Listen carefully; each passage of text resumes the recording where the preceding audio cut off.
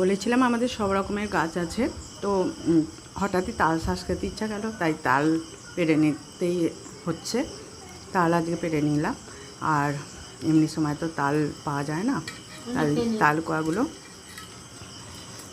কেটে নেবো বলে গাছ ছাড়ানো হলো। তো দেখছেন চারদিকে ভীষণ জঙ্গল। পেড়ে তো ওরা তো সবটাই নিয়ে চলে গেল, আমাদের কিছু দিয়েছিল। তার মধ্যে আমি চেষ্টা করলাম একটা কাঁধিকে কাটার। তো আগে ছোটোবেলায় অনেক কেটে কেটে খেয়েছি আমাদের বাড়িতে, কিন্তু এখন অনেক দিনই অভ্যাস নেই, অভ্যাস চলে গেছে। তবুও দেখি কতটা কী করতে পারি, সেই জন্য বসে পড়লাম কাটারি নিয়ে। তো অবশেষে দেখা গেল যে ঠিকভাবে কাটতে পারলাম।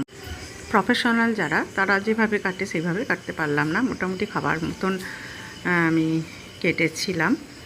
তো দেখুন কিভাবে কেটেছি তালগুলো।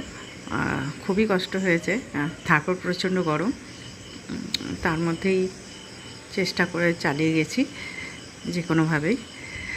কিন্তু অনেকটা ভেঙে ভেঙে গেছে, ভেঙে ভেঙে গেলেও বেশ মজাই লাগলো। অনেক দিন পর বিষয়টাকে বেশ মানে আনন্দ পেলাম।